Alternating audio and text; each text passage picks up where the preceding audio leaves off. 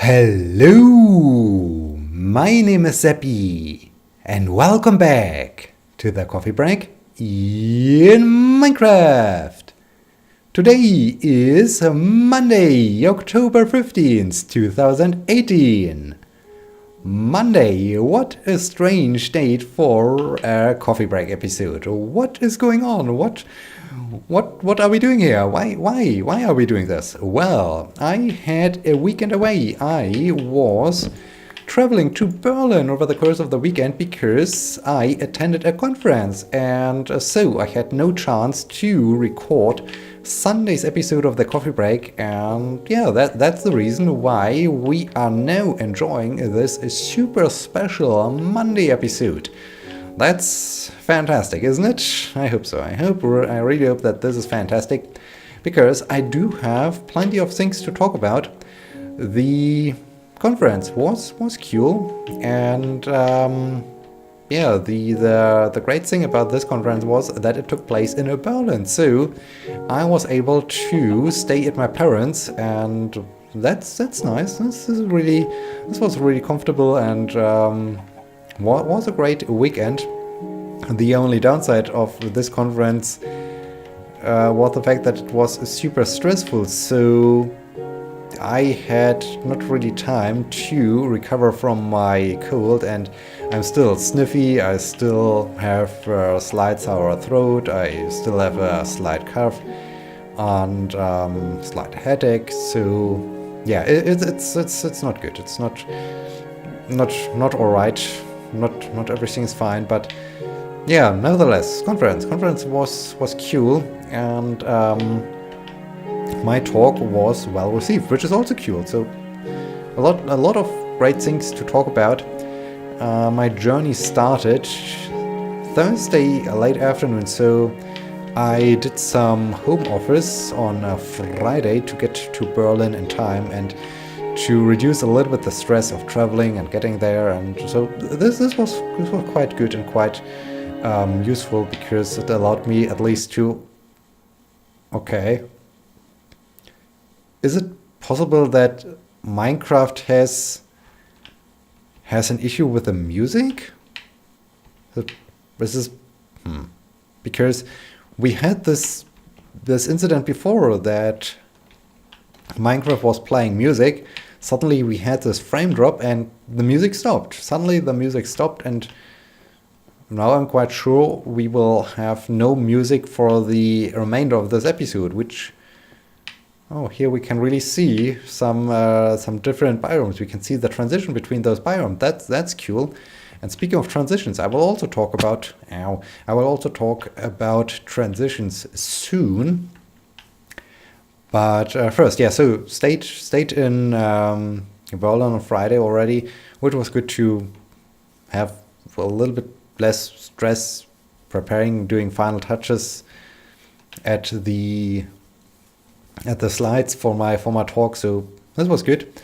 The conference I attended was called the Spatial User Interactions Conference, and that's exactly what it was all about. So yeah, it was quite interesting to see what the others came up with, and see great ideas. For instance, if you consider virtual reality and you consider head-mounted display virtual reality, where you have to wear the head-mounted display and maybe have some controllers in your hand, then you might realize, okay, there most of the time is no haptic feedback. So how to provide haptic feedback? I mean, if you do have real obstacles, it's quite dangerous, because you can run into those obstacles while using the HMD. So that's not good. That's not a great thing. So we need to come up with ideas how to provide haptic feedback. If you want to have some kind of glove that provides haptic feedback, that's of course quite problematic, because you need some actuators, and yeah, this of course requires some hardware. It's often uncomfortable. It's heavy. It's not flexible enough. So this is a nice canyon, and I'm still a little bit puzzled about this music incident. Why why is music crashing the game? Not crashing the game, but we get a lag. And is it related to the music, or what? Why? Just why? Why is this happening? And how am I able to cross this now? This valley, this gorge is quite problematic. Let's see. Maybe I do have a way to get up there from here or so. This would be good. Yeah, so haptic feedback not always possible, and on this conference I experienced at least, or I saw 2 talks. I attended 2 talks that addressed this problem. The first talk was was great. The first talk was really great. They presented a system, if you consider your pad-mounted display, to provide haptic feedback directly inside of this haptic feedback, and they called this the Haptopus, because they provided some suction to your face. just think about those 3 words: suction. No, 4 words: suction to your face. That's really interesting when you just think about it. And I myself have to start laughing at this idea. But yeah, they added some suction devices. It's a little bit like those things on the tentacles of an octopus or so, and depending what kind of feedback you want to have, they suck at different positions of your face. So it's basically like a circle around your eyes, where the head-mounted display touches your face, and there were those suction devices. And I'm not quite sure how many they had, 8, 10 or so, in a circular shape. And so they were, of course, able to use each one and to target each one individually, which is cool, because then they can maybe suck the right half of your face to provide you a certain feedback, or the left half. So this was interesting, and especially great was the question that was asked if there are some marks on your face after using this thing. Like, all right, it sucked so hard on your face that now you have some stains on your face, or like some bruises or so. So yeah, it was hilarious. It was just great. The other thing was about providing haptic feedback to your wrist. This was not so funny. This was standard research, but this was quite cool. And yeah, so conference was nice. Was there anything? Oh yes, they also.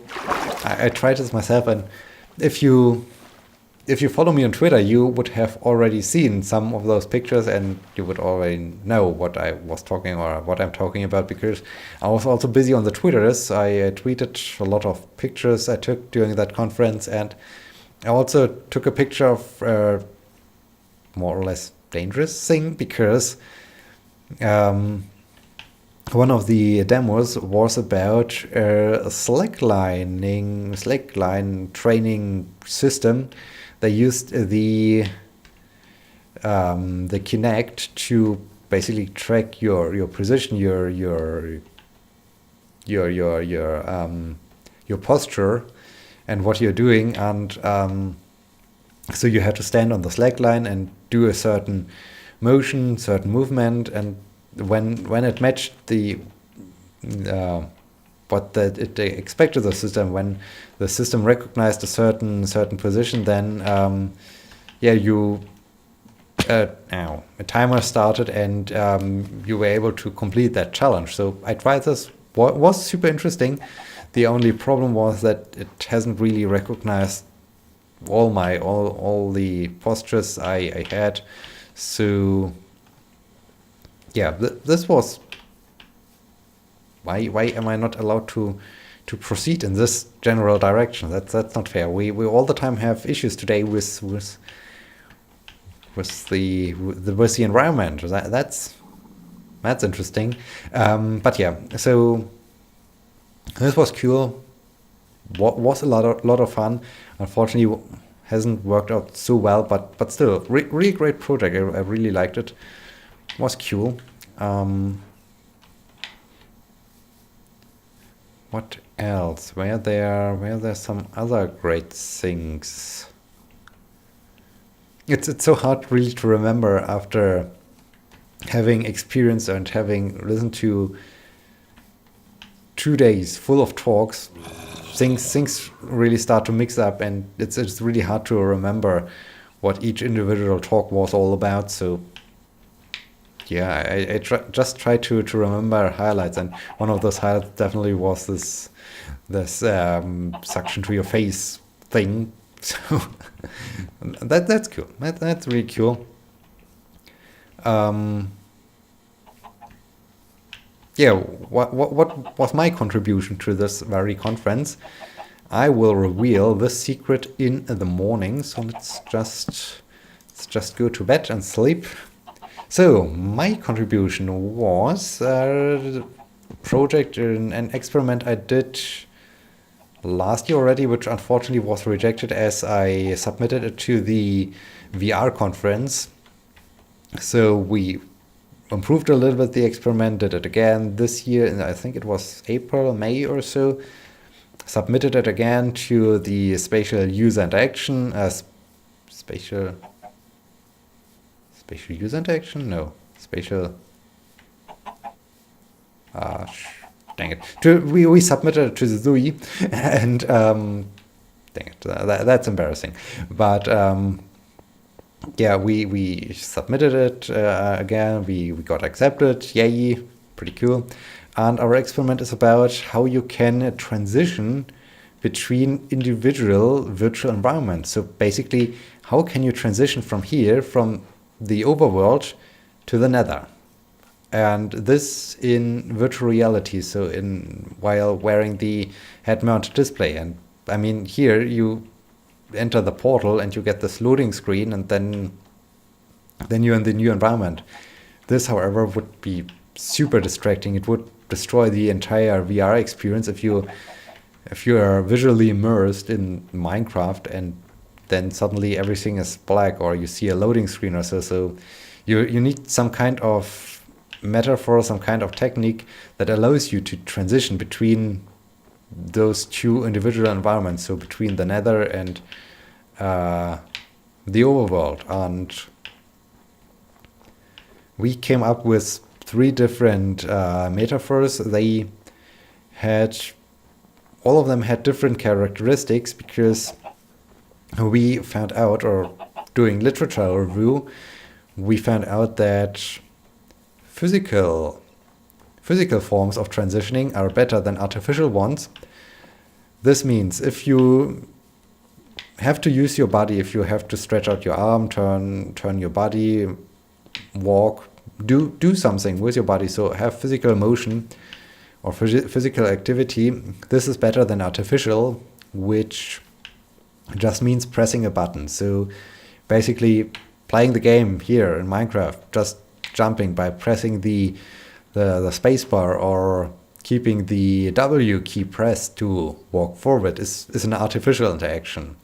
If I would do it with a physical action, so it would be a physical. Of course, there are also mixed versions where at first you press a button, so artificial, and then you have to still use your body. So there you have mixed version.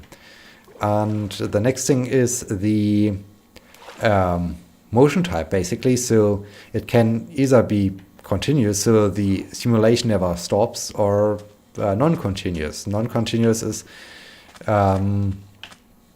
like with this loading screen examples, when I enter the portal, so the simulation stops and then it continues on. And continuous would be if it would be a fluent transition to the nether, seamless transition also. So yeah, that's the motion type. And finally, the diegesis. Diegetic interfaces are inside of the environment. So the map I'm holding in my left hand right now is a diegetic thing because it's directly part of the virtual environment. It exists in there, and so that's diegetic. The interface down here, where I can scroll through, and where we have the health bar and the hunger bar and so on, that's a non-diegetic interface because it's a layer on top of the interface, or if things are not part of it. So like playing with a gamepad and you press a button on that gamepad, then the gamepad itself, as it's not a direct part of the virtual environment, is non-diegetic. So yeah, those two things exist as well, and non-diegetic things with head-mounted display VR is pretty bad, because just imagine you have all the time a fixed bar in your field of view, and everywhere you look you have this bar. I mean, it's like here, but when you're really visually immersed in the virtual environment, then this is highly distracting. So this basically does not exist. So we just focused on the continuous or non-continuous methods, and artificial and physical, and we came up with 3 different metaphors. The first one we called simulated blink. Simulated blink is basically artificial non-continuous. You just press a button, the screen fades to black, and after 1 second the screen fades in again and you are teleported to the new environment. It's basically the Nether portal example I provided, where you just enter it, get a loading screen and get back. And this is basically the baseline, because it's used more or less everywhere. I mean, I just provided you with an example of Minecraft where this thing also takes place, more or less. The next thing we came up with was a metaphor we called turn around. And here the user had to press a button to initiate the transition, and then the user had to turn around by 180 degrees with his body. So it's a full body motion, which makes it super physical, or way more physical than anything else we used. The only thing is you needed to press a button to initiate the transition. Finally, we had a virtual head-mounted display. So inside of the virtual environment, a virtual head-mounted display was hanging down from the ceiling, and the user was able to grab this thing using the controllers and put it on with a gesture similar to putting on normal glasses. And by doing so, the user sees the environment where they are transitioning to, and as they can determine the speed and they have full control over the speed, they can slowly immerse them inside of the new environment by reversing this gesture. So basically putting off the HMD, they can return to the initial environment. So we compared those 3 metaphors in respect to presence. Presence is a subjective feeling of, hey, I'm directly inside of this virtual environment. I know I'm standing physically in a different room, but I do have the illusion of really being inside of the virtual environment and not in the lab or in the room where I'm really standing. So we wanted to see, has the transition an effect of this experience. We wanted to see which one is more efficient, so which one is faster, which one has a lower task load. We wanted to know which one feels more natural, which has a higher naturalness. Naturalness basically means you understand what you have to do just by looking at it. So it's completely clear to you. You just see the thing and you know what to do. So it needs no further explanation, no tutorial, and it just seems to be natural to you how to operate the thing. And finally, we also wanted to know, because this is a frequent thing that is researched right now, has it an effect on the illusion of virtual body ownership? What exactly does this mean? What is virtual body ownership? Well, in virtual reality, when you have your head-mounted display or so, you don't really see your body, but you can show an avatar, and this avatar acts as a proxy for your body. So when you look down, you see your body, you see your legs. When you stretch out an arm, you see an arm, and the arm is exactly positioned where your normal arm would be. So there's then this subjective impression of, hey, this virtual avatar is my body, and you start to accept the virtual avatar as your body. And we wanted to now has the transition and effect on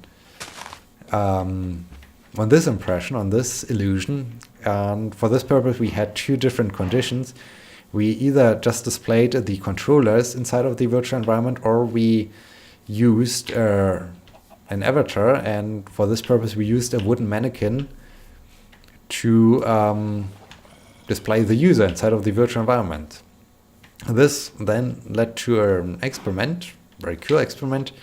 Participants were either assigned to the full condition, where the full virtual body condition, where they had the this looks special, where they had the wooden mannequin as their body, or they were assigned to the minimal condition, where they had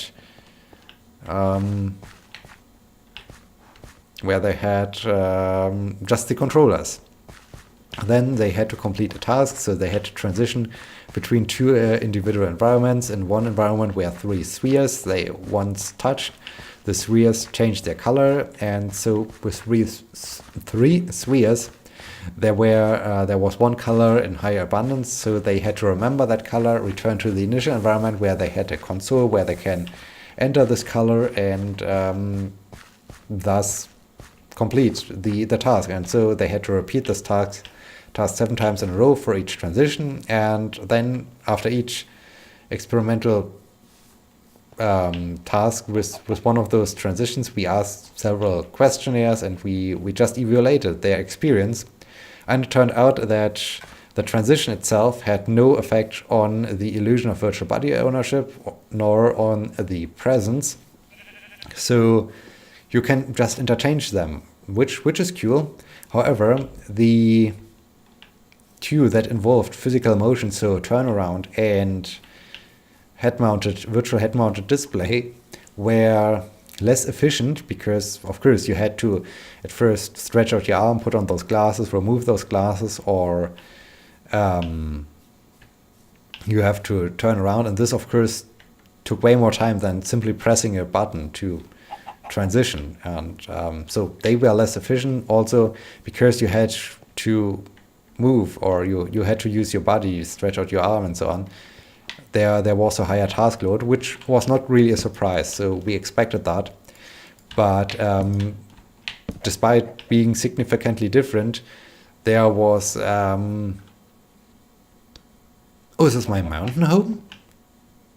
Hey, this is my mountain home. I found my mountain home by accident. Hey, that's cool. Never thought that we are that close to the mountain home. Oh, nice. Cool. Haven't expected that. And this looks cool. This looks cool from the distance. Hey. Cool. I like this. That's a great surprise. Yeah, so because of physical motion, higher task load, also no surprise, but still, the values weren't, despite being significantly different, not really bad. So you can still use them, and this is also a great outcome. Finally, the naturalness. The simulated blink was perceived as more intuitive, but this could be also a reason why, because we see it everywhere. As I just mentioned, we see it here in Minecraft, so it might be not so new to the user, and it's already an effect of an habituation effect or so. And we also asked them for preference, so I guess 20 participants voted for the simulated blink because it's super efficient. 18 voted for the virtual head-mounted display because high degree of self-control over the transition and high degree of naturalness and believability, which was super cool. This was exactly what we wanted to hear. And 10 or so voted for turnaround, and they praised the high dynamic transition, which is super cool. So in the end, no effect on illusion of virtual body ownership, no effect on presence. You can interchange them. And because this spider has been specified. That's good. And because you because they were not really bad from a task load and usability standpoint of view. You can interchange them, which is cool. So in the end, we can also even provide some design guidelines for developers that maybe like to use more interesting transition methods than just fade to black by looking at our paper. And yeah, for the future, things we could do would be to really propose those guidelines and to provide designers with an idea how you can do things. The next idea would be to see if it has an effect on nested VR. So use a transition technique to get into the first layer, and then to get into a second layer and the third layer and so on. So just see if there's an effect. And yeah, but this is basically ideas we could do in the future. And I think this sums it up. This sums up my research. I just talked so much about this research again.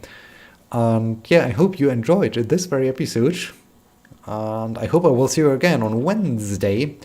In this case, thank you so much for watching. Until next time, my name is Sebbi. See you!